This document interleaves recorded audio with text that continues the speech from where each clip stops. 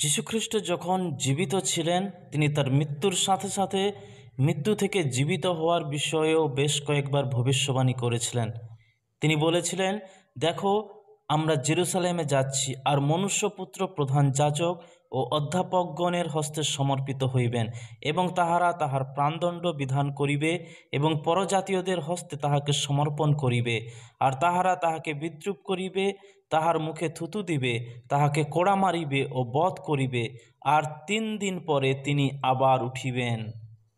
সুসমাচার লেখক মথি লিখছেন, গালিলে তাহাদের একত্র হইবার সময়ে যীশু তাহাদিগকে কহিলেন, সম্প্রতি মনুষ্যপুত্র মনুষ্যদের হস্তে সমর্পিত হইবেন, এবং তাহারা তাহাকে বধ করিবে, আর 3য় দিবসে তিনি উঠিবেন। ক্রুশে যীশু মারা গেছেন কিনা রোমান সেনারা সেটা যাচাই করেছিল। তারপরে তার দেহটাকে ক্রুশ থেকে নামানো হয় এবং কবরে রাখা হয়। যেহেতু যীশু নিজের মুখে বলেছিলেন মৃত্যুর 3 দিন পর তিনি আবার বেঁচে উঠবেন, তাই মহাযাজক এবং ফরিসিরা পিলাতের কাছে গিয়েছিল যাতে যীশুর কবরটি পাহারা দেওয়া হয়, যেন যীশুর শিষ্যরা তার দেহকে চুরি করে দাবি না করে যে তিনি পুনরুত্থিত হয়েছেন।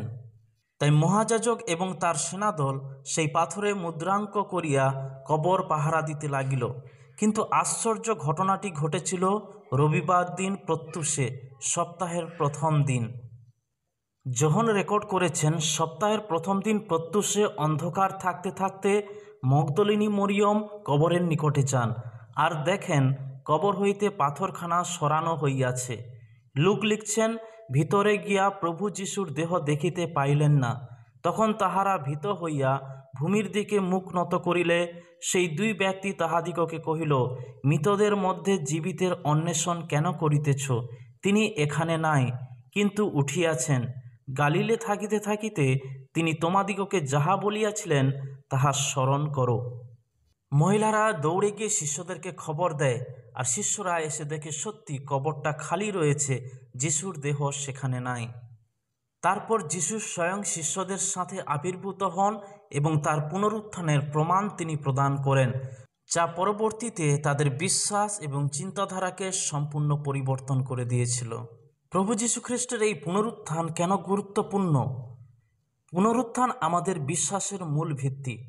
যিশুর পুনরুত্থান হলো খ্রিস্ট ধর্মের বিশ্বাসের মূল কেন্দ্রবিন্দু। 1 করিন্থীয়তে বলা হয়েছে, আর খ্রিস্ট যদি উত্থাপিত না হইয়া থাকেন, তাহা হইলে তোমাদের বিশ্বাস অলীক, এখনও তোমরা আপন আপন পাপে রহিয়াছ। এই পত্রটি পরিষ্কার করে বলে, যদি যীশুখ্রিস্ট মৃত্যুর পর পুনরুত্থিত না হতেন, তাহলে আমাদের বিশ্বাসের কোনো অর্থ থাকতো না। ক্রুশের মৃত্যু তার বলিদানকে প্রকাশ করে, কিন্তু পুনরুত্থান প্রমাণ করে যে সেই বলিদান ঈশ্বর দ্বারা গৃহীত হয়েছে এবং খ্রিস্ট সত্যই ঈশ্বরের পুত্র। যীশুখ্রিস্টের পুনরুত্থান কোনো কাল্পনিক ঘটনা নয়, এটি একটি সত্য ঘটনা।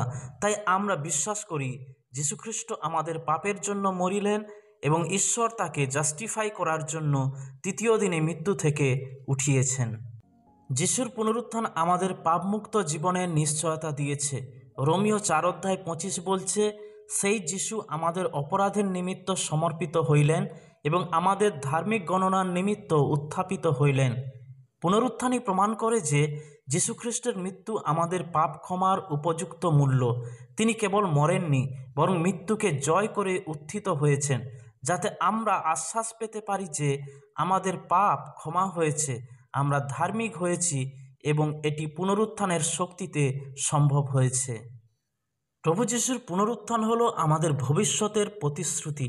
যিশুর পুনরুত্থান আমাদের কেবল আজকের জীবনের জন্য নয়, চিরন্তন জীবনের জন্য আশা প্রদান করছে। প্রভু যিশু বলেছিলেন, আমি পুনরুত্থান ও জীবন, যে আমার উপর বিশ্বাস করে সে মরিলেও জীবিত থাকিবে। 1 পিতর 1:3 বলা হয়েছে, ধন্য আমাদের প্রভু যীশু খ্রিস্টের ঈশ্বর ও পিতা, তিনি নিজ বিপুল দয়া অনুসারে মৃতগণের মধ্য হইতে যীশুখ্রিস্টের পুনরুত্থান দ্বারা জীবন্ত প্রত্যাশার নিমিত্ত আমাদিগকে পুনর্জন্ম দিয়াছেন।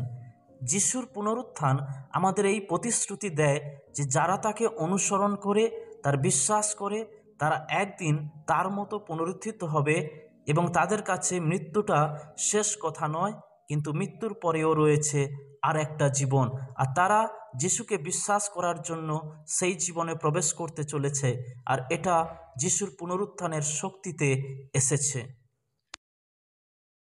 পবিত্র বাইবেল আমাদেরকে শিক্ষা দেয় যিশুর মতো বিশ্বাসীরা একদিন উঠবে। 1 করিন্থীয় 15 অধ্যায়ে পৌল লিখছেন, কিন্তু বাস্তবিক খ্রিস্ট মৃতগণের মধ্য হইতে উত্থাপিত হইয়াছেন, তিনি নিদ্রাগতদের অগ্রিমাংশ। কেননা মনুষ্য দ্বারা যখন মৃত্যু আসিয়াছে, তখন আবার মনুষ্য দ্বারা মৃতগণের পুনরুত্থান আসিয়াছে। কারণ আদমে যেমন সকলে মরে, তেমনি আবার খ্রিস্টেই সকলে জীবনপ্রাপ্ত হইবে। আরও লেখা হয়েছে, কেননা আমরা যখন বিশ্বাস করি যে যিশু মরিয়াছেন এবং উঠিয়াছেন, তখনও জানি ঈশ্বর যিশু দ্বারা নিদ্রাগত লোকদিগকেও সেইরূপ তাহার সহিত আনয়ন করিবেন। পুনরুত্থানের পর প্রভু যিশু শিষ্যদেরকে বলেছিলেন, তোমরা পৃথিবীর প্রান্ত পর্যন্ত আমার সাক্ষী হও।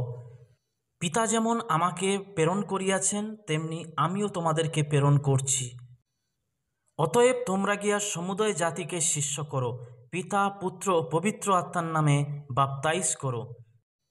প্রভু যিশুর পুনরুত্থান হলো বিশ্ববাসীর জন্য একটি সুসংবাদ, সুসমাচার, মৃত্যুর পরে একটি জীবনের আশা।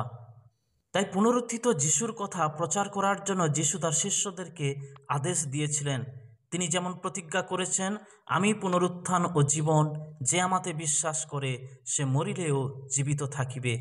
আমরা আজ সেই সাক্ষী, পুনরুত্থিত যিশুর সাক্ষী। আমাদের জীবনের মাধ্যমে, কথার মাধ্যমে, কাজের মাধ্যমে আমরা ঘোষণা করি যিশু জীবিত। যিশুর পুনরুত্থান কেবল একটি অতীতের ঘটনা নয়, এটি একটি চিরন্তন সত্য যা আজও আমাদের হৃদয় স্পর্শ করে, জীবনের আলো আনে এবং মৃত্যু থেকে চিরন্তন জীবনের দিকে নিয়ে যায়। যিশুর পুনরুত্থান বদলে দিয়েছে তার শিষ্যদের চিন্তা ও বিশ্বাসকে। এই পুনরুত্থানের শক্তি অত্যাচারী শৌলকে পৌল বানিয়েছিল। আজও প্রভু যিশু তার পুনরুত্থানের শক্তিতে প্রতিনিয়ত মানুষের জীবনকে পরিবর্তন করছেন।